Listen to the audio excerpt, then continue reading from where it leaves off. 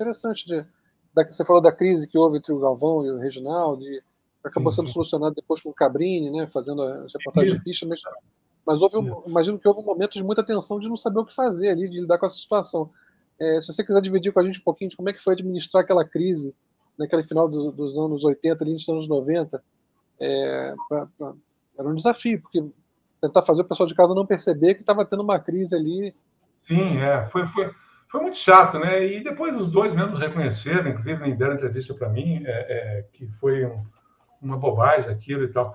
Mas ali começou tudo naquela história de Jacarepaguá, né? Quer dizer, quando o Ayrton cometeu a besteira de ficar provocando, né? Porque tudo como o Sérgio Rodrigues, hoje colunista da Folha, que era correspondente de Fórmula 1, do JB, pergunta para ele sobre... você ficou sumido tanto tempo. Ele tinha ficado, sei lá, 3 semanas numa casa alugada pelo Galvão Bueno, em Búzios.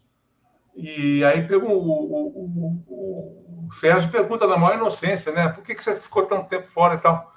E o Ayrton, eu conto isso no livro, né? O Ayrton dá uma cutucada no Galvão, fala assim, olha só a resposta que eu vou dar. E aí falou que eu fiquei por fora um pouco para ele ir para o outro lá poder comemorar um pouco o título dele, que ninguém reconhece muito, de uma coisa desse tipo assim. Aí você imagina, né? Sendo Nelson Piquet Sotomayor quem aí você viu o que aconteceu. Não é? Eu conto. Eu acho que não é isso que você quer que eu conte, porque isso está no livro, né? Assim, aí no dia seguinte teve toda...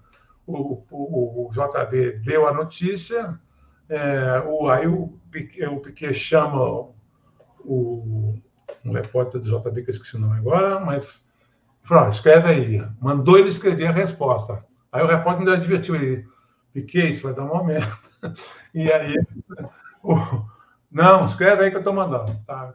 Ou então eu vou dar para o Globo e tal. Aí o repórter deu a resposta e aí o resto a gente sabe.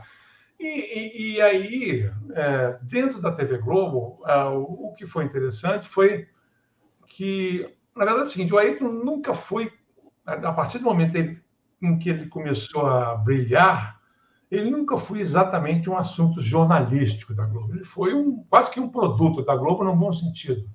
Assim, não estou querendo dizer que ele era manipulado pela Globo, não entro nessa, não. Tá?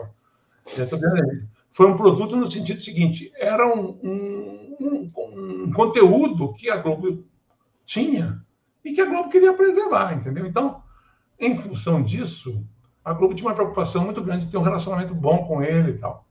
E juntou com a amizade do Galvão e tal, e isso tudo foi criando esse clima assim, de o Ayrton ser uma pessoa intocável, né? E também sendo intocável a ponto de começar a querer influir, a ponto de querer falar assim, olha, eu não falo mais com o Reginaldo, significava que o Reginaldo seria demitido da TV Globo, então seria transferido para outra área do esporte, né? E aí o bonito da história foi que o Ciro José, que era o diretor de esporte, falou, não. O Reginaldo vai continuar sendo comentarista e a gente vai contratar um repórter para acompanhar o Ayrton. E aí foi quando o Cabrini foi contratado e